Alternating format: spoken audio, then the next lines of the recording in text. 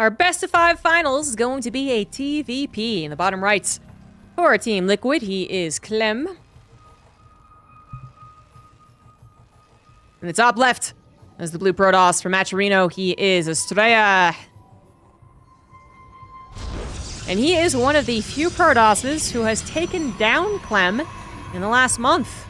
The other one being, of course, Max Pax.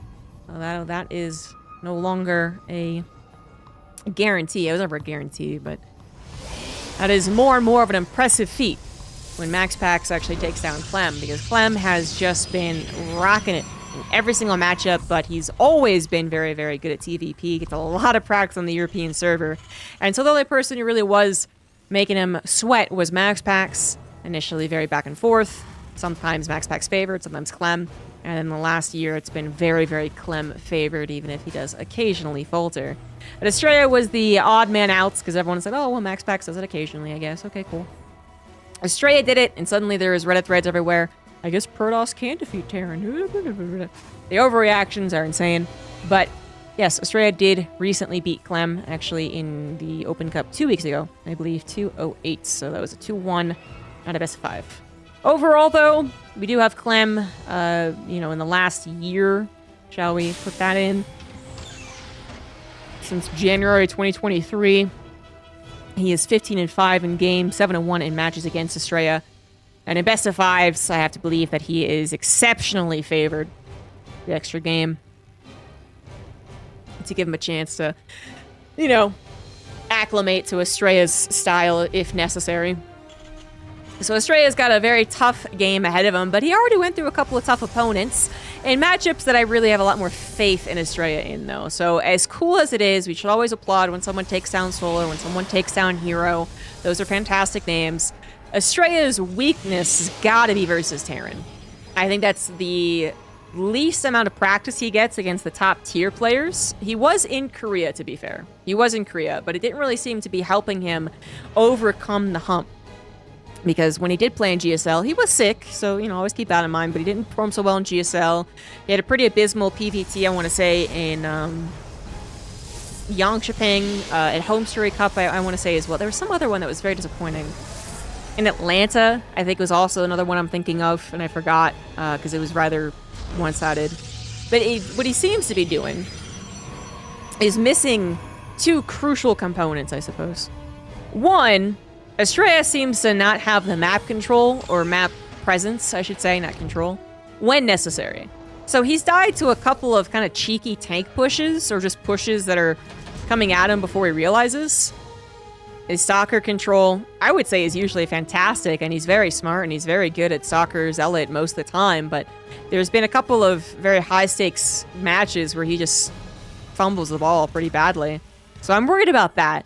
And then 2, the other thing that he does is that he does play pretty freaking greedy, so that even when he does scout where his opponent's coming in from, he does know what build his opponent is doing, he does look like he's getting prepared to defend against it. He's always a bit too late, and that's what happened in Astrea vs. Beyond, I think it was, in Atlanta.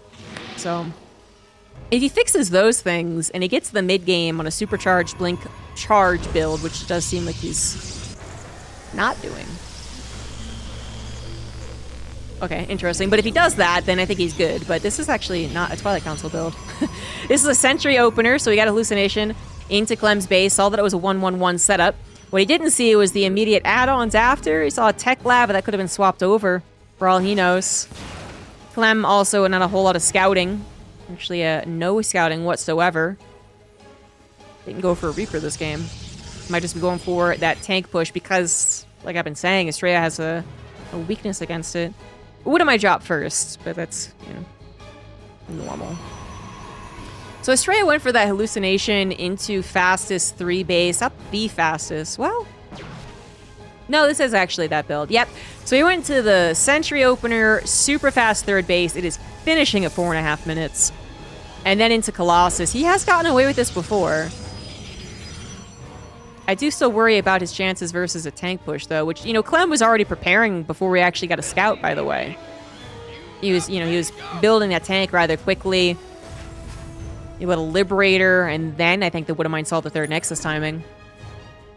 Q Hara, thank you for the Prime sub. All right, now it is time to test it out. Can Astrea hold against the tank push on this fast third base? He's got nothing to help him except these basic units we're seeing right now. Wouldn't mind in the main base, not going to get a whole lot done, but a lot of lost mining time at the very least. And oh, Liberator! Oh, I even didn't see that one. 6 probes go down in total. Tank does get sieged up. Immortal on the front lines takes that one down, but a second tank reinforces at the exact moment. Shield by the overcharge actually popped incorrectly, I would say. That sounds very harsh, but I think it was because he was out of range of it when he actually took on that tank, I believe. Maybe I'm wrong, but the point is he doesn't have another one, and that is the scary thing. Tank does go down, but now Liberator on the front lines with the Marines. SCV could be pulled again. Actually, not going to happen. Clem not going to bother, just cancels the bunker, and we'll take what he got, which was a fair number of probes, couple of stalkers, couple of zealots, and a sentry. I'm not sure that was enough, actually.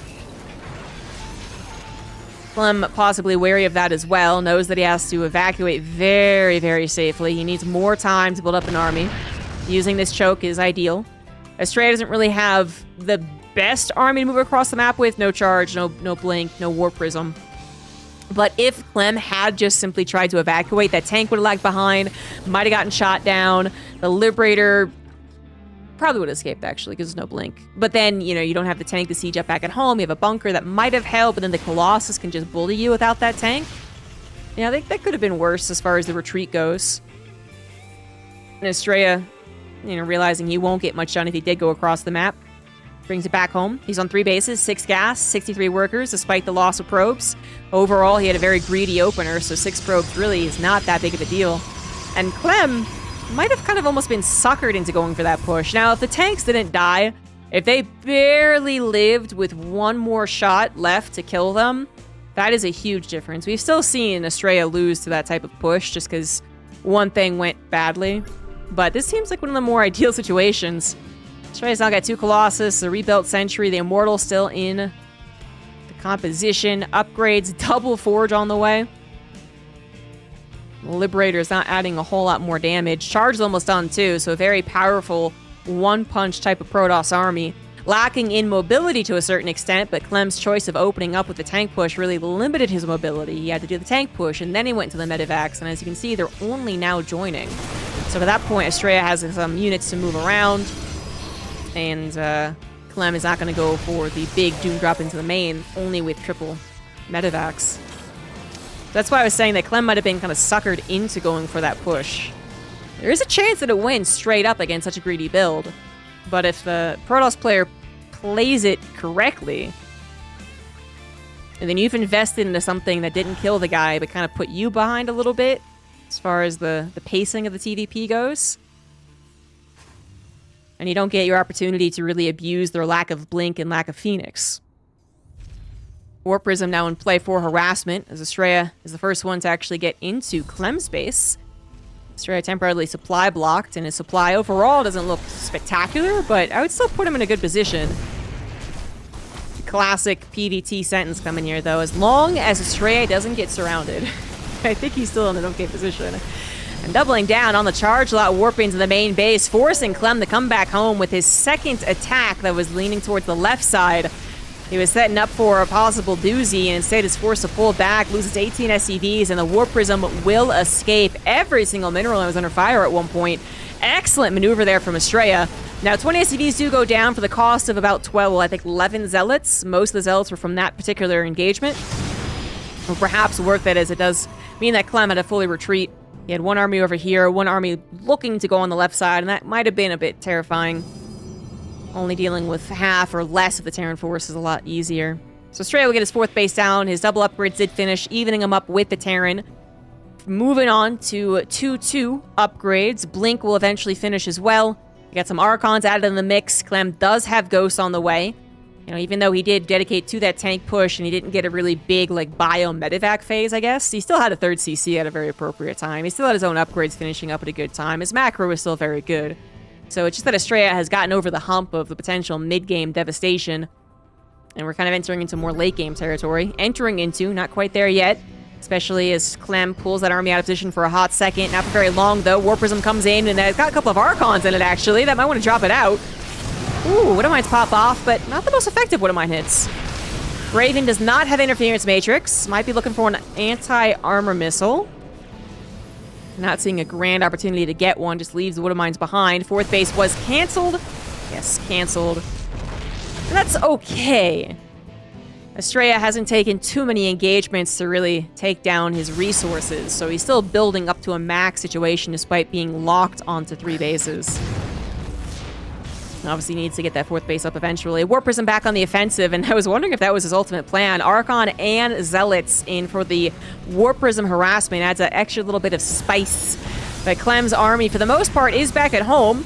And so that Warp Prism will not do a lot as far as damage, but it will do a lot as far as dragging the army out of position. Astrea is actually going for the front lines, and Clem, realizing it at the last second, does send some of his army to the front, but perhaps not enough. He is not prepared for this ultimately. EMPs do go down. He is quickly becoming prepared. Vikings hitting some shots off, but that's 4 Colossus still standing. The Baya army very grouped up now as it's on its ramp. SV is forced to be pulled from different directions. Astrea with no Warp Prism to help out. Might not win right here, right now, but he has done damage. Meanwhile, Clem also finding damage on this side of the map, but maybe not as much. Recall has to be used as the rest of the Marauders came down from the high ground, killed one of the Colossus. The rest were recalled back home, and this will end in Clem's favor. Astrea not able to do the damage he was hoping for on the offensive. Thought he had a moment, but then the rest of the Terran forces came down. They got out of the choke, they got out of the ramp, they got the concave with the number of Marauders that were available, and Astrea did not win the fight.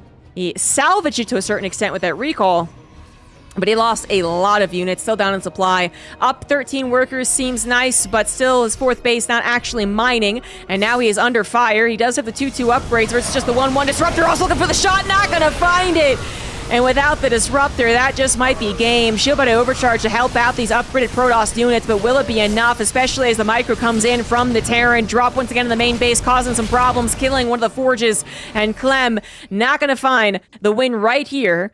Does still have a good position after everything is said and done. The dust has finally cleared, and everything calms down for a second. Astrea getting back to his main base mining, possibly adding on a +3 attack. If he can find the pennies, he has so much gas.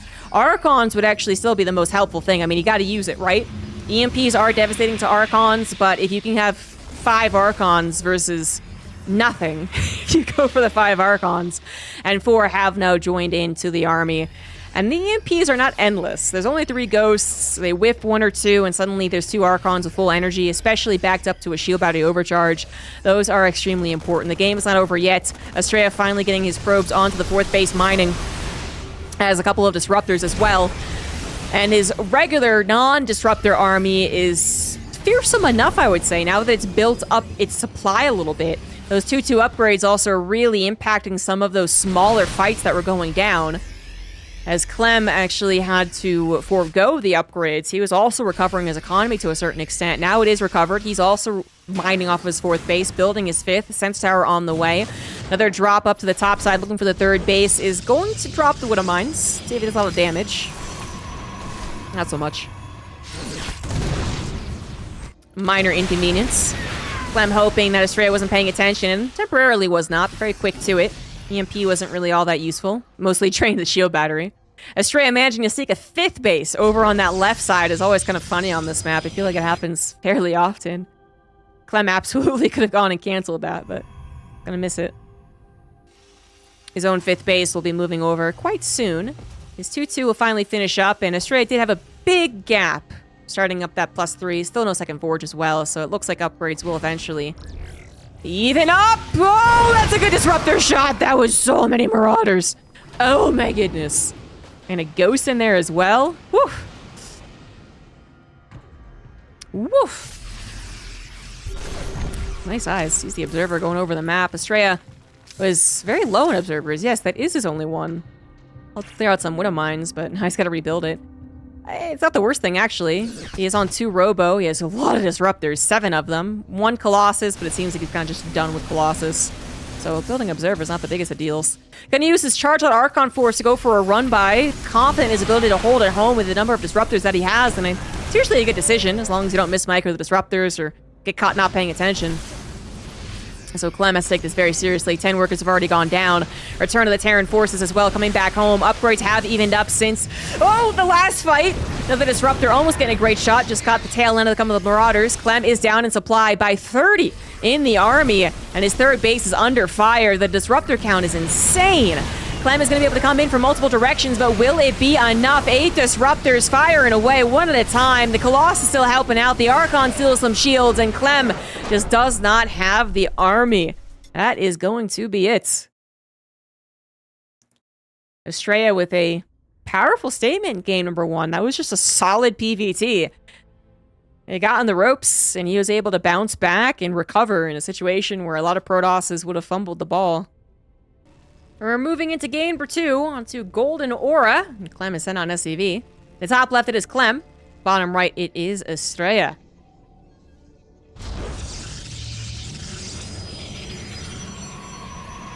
So Astrea was able to win game 1, like I said, with pretty much just straight up good PVT.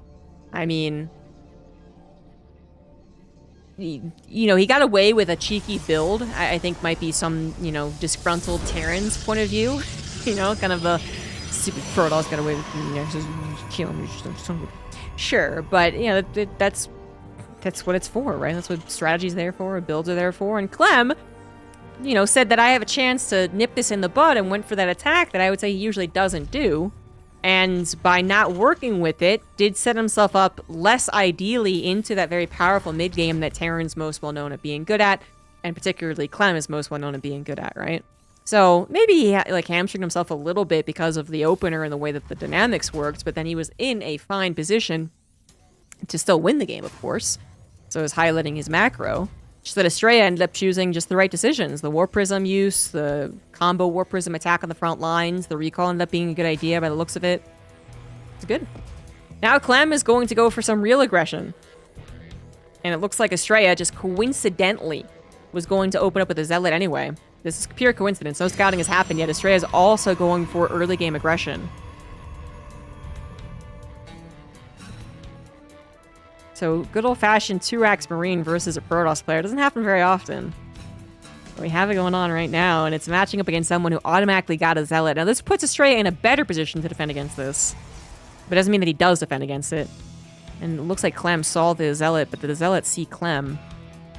Might have thought that it was just in SCV, going for a scout. Proxy Stargate is going to devastate Clem's economy when the Oracle is created, but then Astrea has not much back at home. Clem knows what's up. He knows the Zealot's moving across the map. He doesn't know about the Proxy Stargate.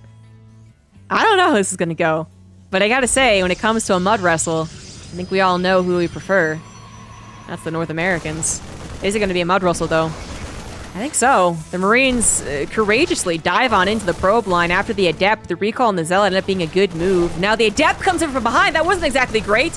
Its Shade had already been sent out, and I guess, I mean, Astrea was like, well, it's better to survive, and I guess it was.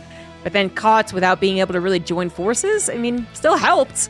The Zealot's still alive. Another Adept's gonna pop out, and the Marines, eventually, they have a problem of being out-microed. If Astrea is able to afford a Stalker, well, a Stalker would be great, but a Shield Battery also is pretty freaking good. We're very low numbers here. So either one, both, whatever.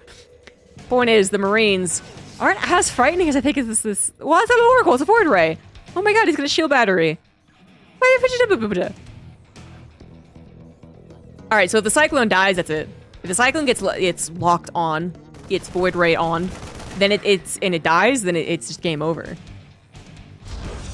Clem doesn't know about the Proxy Shield Battery coming down. He's rallying the Cyclone across the map to hopefully continue to harass and you know, possibly kill the Protoss player with the help of the Marines. But bigger problems here. Void Ray appears, and Clem realizes that he is under attack. He was thinking that he found his opponent one-basing, I guess, without... I actually don't know what he was thinking, honestly. Like, why wouldn't Protoss have a Nexus? One thing he wasn't thinking of was a Proxy Stargate. Because there was nothing to defend the main if it was an Oracle, nothing to defend the main if it was a Void Ray. Now the shield batteries are done too, and that is the real key component to a Void Ray rush, assuming they can't just straight up kill the Cyclone. Which they did, by the way, and I totally missed it, my bad. So another Cyclone pops out, that's only one Cyclone, a handful of Marines, against a growing number of Void Rays. The Viking will try to come out to help, but it's only going to be so helpful. Another Cyclone bites the dust, and the Void Rays are still plenty healthy, with the two Adepts and Zealot allowed to enter into the main base. The supply block incoming as well. Astrea might just be on the verge of a 2-0. As the cheese matches up against the cheese, the Protoss cheese that wins. Didn't we learn this lesson?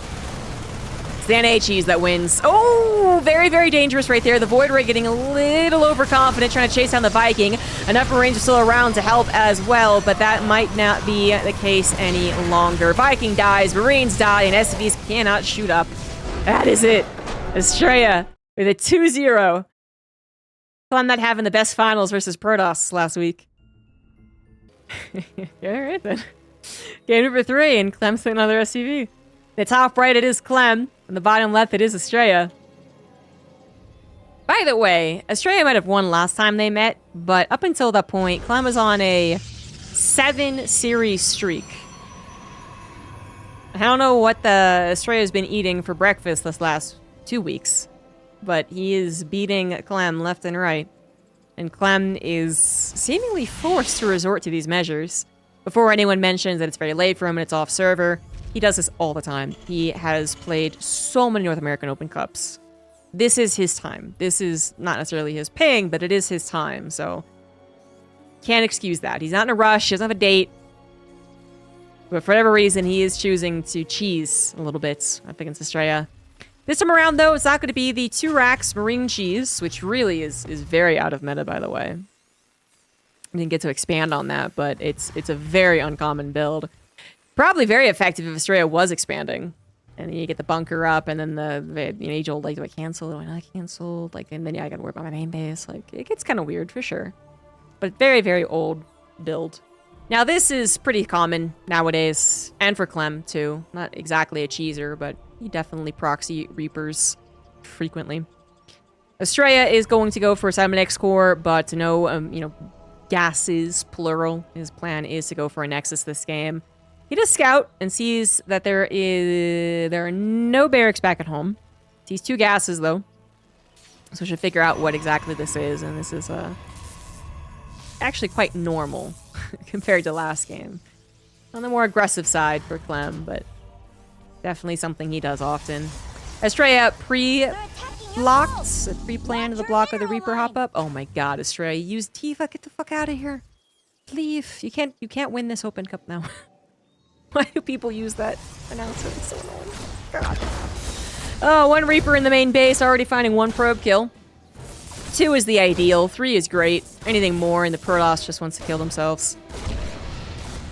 2's fine. And actually, you kill the Reaper after 2. I think the Protoss actually is kind of happy about that. There is still a... That's an SCV. There's still a chance that the Reaper gets into the bunker. That is an interesting shield battery placement. It's very much out of the way of the bunker being able to kill it, I can tell you that much. And I guess it kind of still helps on, like, the mid-game forward position. Very interesting. But it works, and it works. So, alright then. Marine's gonna join in, but I'm afraid it actually won't. That's a nice... It was actually quite cute. The Reaper grenade to try and save the Marine, and then the probes also being brought to get the extra hit. It was cute. Alright. Cute little micro going down, but ultimately, Astrea will deal with this. His soccer should be microed. Not gonna bother. Just was gonna tear down the bunker. Either way. And the Reaper is gonna get that another scout in the main. Usually this would be when you did see the technology, but it was just shy of the timing and just shy of the location. Probably council it is, though.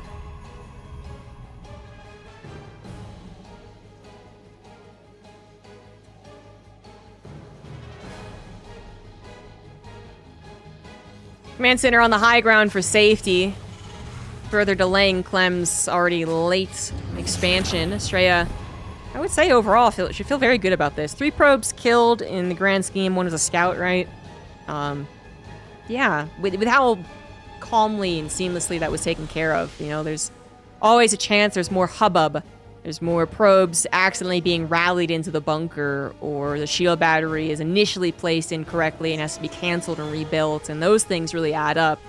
But 3 probe kills overall, 2 to the actual Reapers. About as clean, as quick as you can on the cleanup. Presumably he didn't mess up his build. He wasn't checking that intently. So Protoss are going to be pretty happy with that. Clem is going for the Widowmine drop, but only the 1 again. Getting a tank back at home, actually. I mean, I'd be really surprised if he went for another tank push. like I'd said in the first game, there was a chance that Clem could have won with it. Just nip it in the bud immediately. Oh, Jesus. Oh, Lord, baby Jesus. Oh, the probe.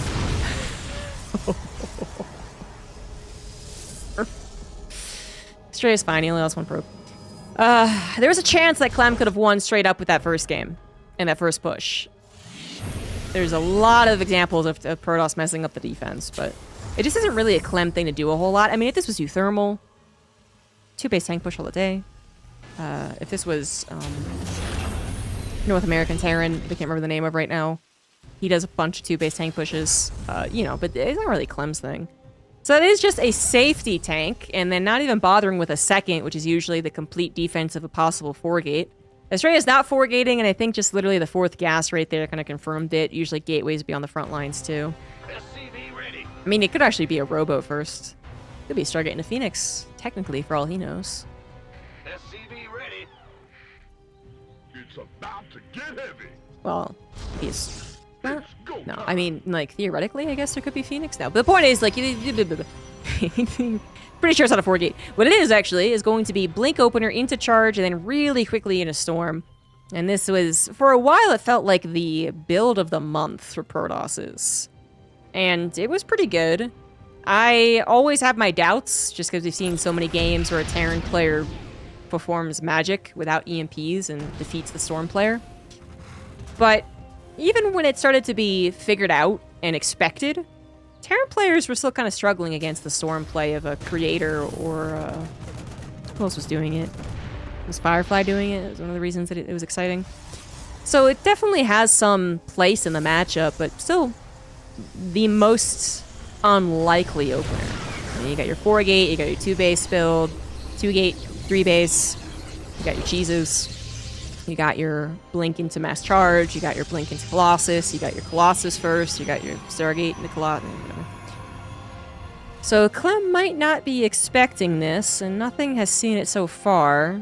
I assume they didn't see the High Templars. Storm's gonna be done, Charge's gonna be done, no upgrade, so it's a pretty flimsy army.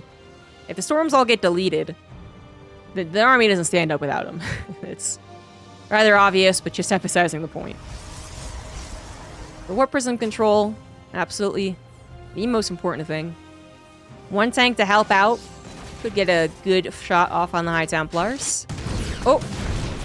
The Widow Mines might have seen the High Templars. Yes! They barely did. So while the Widow Mines themselves didn't get a lot of probe damage, seeing that it is High Templar, if you had not seen it prior, it's pretty important. This might change Clem's plan from moving out to staying at home. Just because, you know, you can kind of outlast the power spike of Storm. But these Terran pros, man, they like to meet mano a mano in the middle of the map. And if Clem can engage without getting stormed in the face, he gets stormed on his pinky toe, then more power to him. I'm just a little concerned about that. Yeah, that's a good storm. That's a good storm. That's not, you know, the greatest, but it's good. Astrea possibly even a little surprised not to have full reign over the map. It seems like he was kind of expecting to. Clem met him halfway. With its aggression, Clem can actually get a 3rd CC over. I guess Astrea did see it with the Observer, so it wasn't even a surprise to him. It's just that he was ready to slap down those storms. Speaking of which, a storm must have come down on the SCVs to deplete them that fast. 2 storms, in fact. The High Templars possibly even adding in an Archon later on. As we did see Clem, well, Astrea liked that. Clem now trying to tackle the main army in the middle of the map. Does get stormed multiple times, but missing that crucial final storm that would have killed all of these red units. So close yet so far. But Clem still taking damage back at home. 26 SCVs go down, and Clem just taps out. That is it.